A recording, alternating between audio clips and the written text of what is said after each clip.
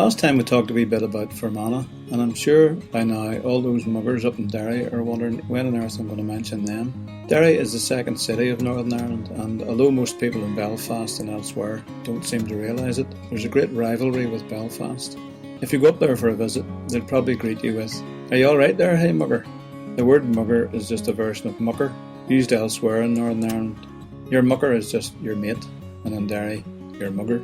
Derry is the Irish word for an oak wood. Then in the 1640s, during the plantation of Ulster, mostly with Scots people, the city received a lot of investment from the City of London, so they changed the name to Londonderry, and the name has been a bone of contention ever since, with Protestants insisting on Londonderry and Catholics holding fast to Derry, or sometimes Derry City. As they say up there, it's been wild, powerful altogether, hey.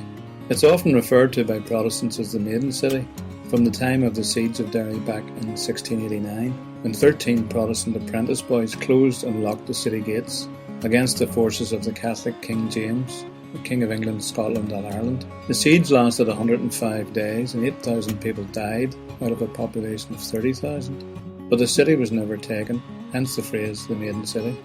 A few years ago, the City Corporation voted to change the name back to Derry, although the county is still officially called Londonderry. A local BBC radio presenter attempted to solve the name problem by humorously referring to Derry/Londonderry, which quickly got abbreviated to Stroke City. Derry is a major port and the best example of a walled city in Ireland, but the city is still quite divided, with some exceptions.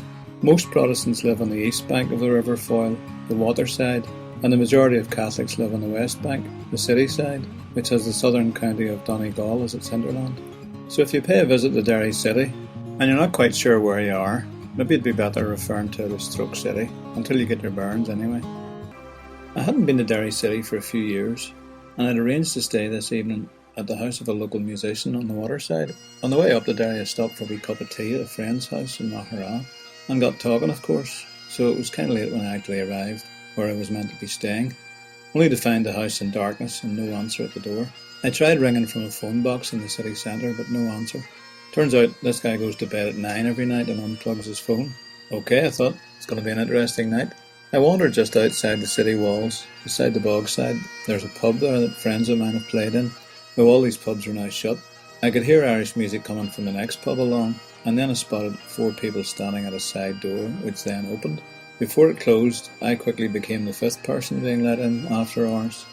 I listened to the traditional music for a while, then took my pint upstairs to hear the rock band. 2 girls were dancing, and right beside me, 2 guys were conversing in Irish, which I couldn't follow. After 5 or 10 minutes of this, I suddenly decided to turn and speak to them in Irish. Tommy Mahoney Ballynew Tard, which means I'm from Newton Ards. This resulted unexpectedly in a lot of apologies, like we weren't really slagging you off, and I realised they'd been trying to see if I understood them by making mild insults in Irish. When I spoke some Irish, they were sure they'd been rumbled. The result of this was that Paul, Turlough and I, and their 2 girlfriends, who'd been the ones dancing, ended up back in Turlough's flat in the middle of Shantallow, on the city side. We spent a few hours chatting, and in fact I slept on Turlough's sofa that night. All's well that ends well, eh?